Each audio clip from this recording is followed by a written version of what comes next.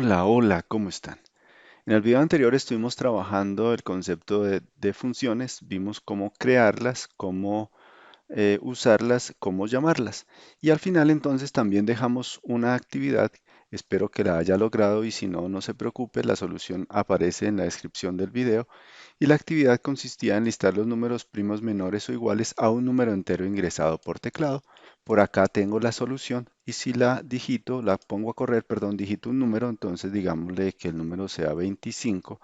Cuando yo le digito 25, entonces aparece el listado de todos los primos que son. Entonces 2, 3, 5, 7, 11, 13, 17, 19, 23 son los primos existentes.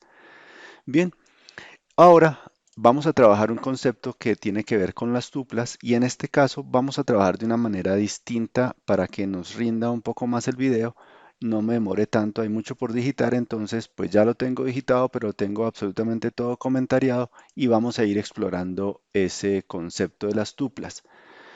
Para ello, entonces, nosotros primero habíamos visto lo que era una lista y esa lista entonces teníamos la característica de que estaban encerradas por paréntesis redondos y nosotros podemos ver acá que cuando lo pongo a correr me dice que eso es una lista, está definido como un tipo de dato que se conoce como lista.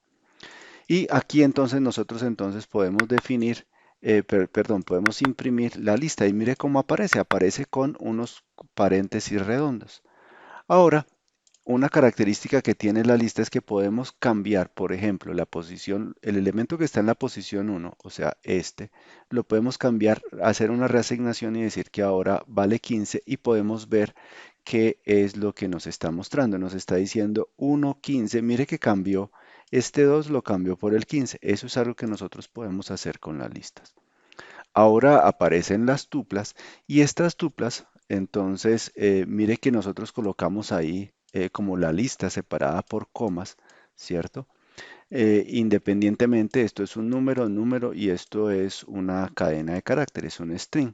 Y vamos a ver, y él acá nos está diciendo cuál es el tipo de estructura, de tipo de dato que tenemos y nos la va a mostrar. Entonces, miremos que él ya nos está diciendo que eso que nosotros ingresamos es una tupla y mire ahora cómo la está mostrando con unos paréntesis redondos. Quiere decir que nuestra tupla puede ser definida de esa manera como yo la tengo aquí o anexándole o colocándola dentro de unos paréntesis redondos y nos va a dar exactamente lo mismo. Esas son mis tuplas. ¿Cuál viene a ser la principal diferencia con una lista? La que viene a continuación. Si yo quiero cambiar, por ejemplo, esta posición cero que tiene el valor de 1, 2, 3, 4, cambiarle a 96, mire lo que sucede. Sucede que aquí nos está generando un error que dice que ese objeto no soporta una asignación de ese ítem. O sea, no podemos cambiar el 1, 2, 3, 4 por 96. Es algo que no se puede hacer con las tuplas. Quiere decir que las tuplas son inmutables, no las podemos modificar. Una vez creada una tupla, no puede cambiar. Ahora, podríamos definir una tupla vacía. Esta sería una tupla vacía, E es una tupla vacía o una tupla con un único elemento. Por ejemplo, este uno. Aquí podríamos escribirle, adicionarle el print de E. Imprímame E. Y acá miremos qué tipo de esta de uno, entonces miremos acá un solo elemento y ningún elemento. Entonces, acá que mostré yo la tupla vacía, ¿cierto? Ahí la tenemos. Y acá estamos mirando la característica para una tupla con un único elemento. Podríamos colocarla acá, darle print 1 y miremos entonces, ok, entonces ya quedó la tupla con un único elemento. ¿Qué pasa si yo le quito esto? Si yo le quito la coma, mire que él nos va a definir que eso es un string y entonces es distinto. Eso es como las dos particularidades que tienen. Pues digamos que a nivel de la lista funciona exactamente llamar a una lista vacía y una tupla, solamente que la una es con paréntesis rectangular y esta es con paréntesis redondo, pero para un elemento mire que el asunto sí cambia. Es obligatorio colocarle acá una coma para que Python nos la reconozca como si fuese una tupla. ¿Listo? Entonces ya tenemos que eso es una tupla. Ahora, podríamos pensar en otra tupla. ¿sí? Por ejemplo, una tupla llamada T2 con estos valores, ¿sí? Y miremos que definitivamente es una tupla. Aquí esta tupla entonces tiene estos paréntesis redondos. Podríamos imprimir T2. Listo, entonces la tenemos ahí. Y ahora lo que yo quiero hacer es concatenar listas, perdón, concatenar tuplas. Quiere decir que yo voy a tomar esa tupla T que tengo acá, ¿cierto? Esa T, la voy a adicionar otra tupla. Eso sí lo puedo hacer, pero lo tengo que crear en una nueva tupla. Entonces, si yo la dejo acá, entonces miremos, bueno, entonces podríamos acá imprimir esa nueva tupla concatenada y mire que ya nos duplicó. ¿Qué pasaría si yo le digo acá que esté, si, y acá le vamos a definir?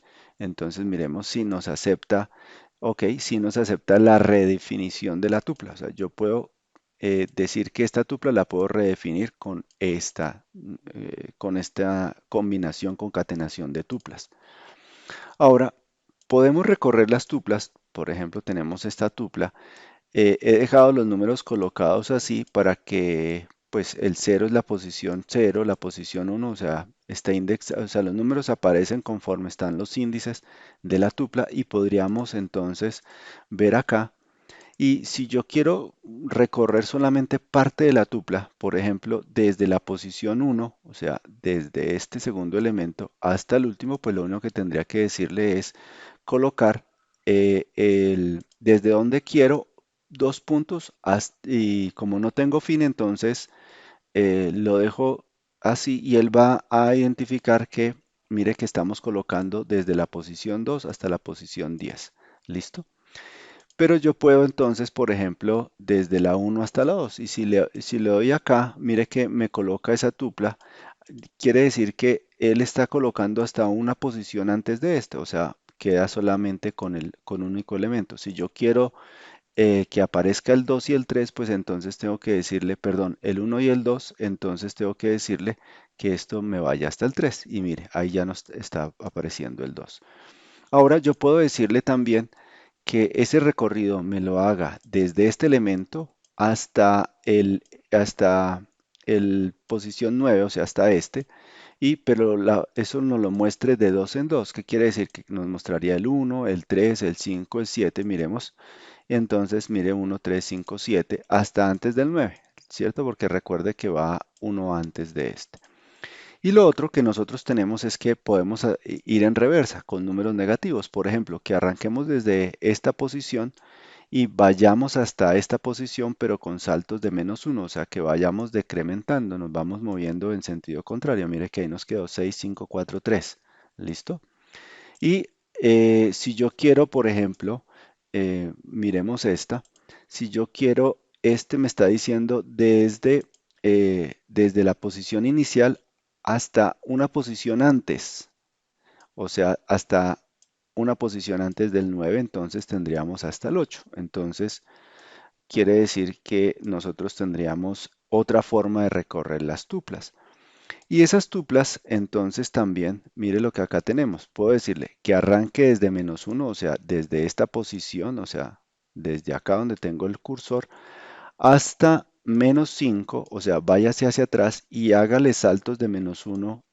Entonces, aquí lo tendríamos. Esa posición que es 9, 8, 7 y 6 y ahí quedaría. Esa es una forma de recorrer las tuplas, también aplica para las listas, no lo hemos visto en las listas, por eso lo tengo acá visto. Nosotros podemos recorrerlas. Entonces, de izquierda a derecha o de derecha a izquierda son dos formas de recorrer las tuplas. Y eh, como en los videos anteriores, pues también tenemos aquí una actividad. Esa actividad nos pide que ingresemos por teclado los días de la semana hasta que se digite la palabra fin. El programa debe indicar cuántos días se digitaron, debe mostrar el día de la semana de mayor frecuencia y las veces que aparece. Solo se deben usar tuplas. Aquí esto es una condición. Solamente debemos utilizar tuplas. Y, por ejemplo, aquí damos esto, que si yo digito lunes, lunes, martes, jueves, viernes, lunes, martes, palabra fin, entonces ahí termina y él nos debe mostrar, ok, el día de mayor frecuencia es el lunes y el número de veces que aparece es 3. Esperemos que se puedan entretener con ese reto. Recuerde que esa solución a este problema pues ya aparece en la descripción del video. Si tiene dudas, por favor colóquelas en los comentarios del video. Yo estaré presto a solucionarlos. Gracias por apoyarnos, gracias por vernos. Hasta el próximo video.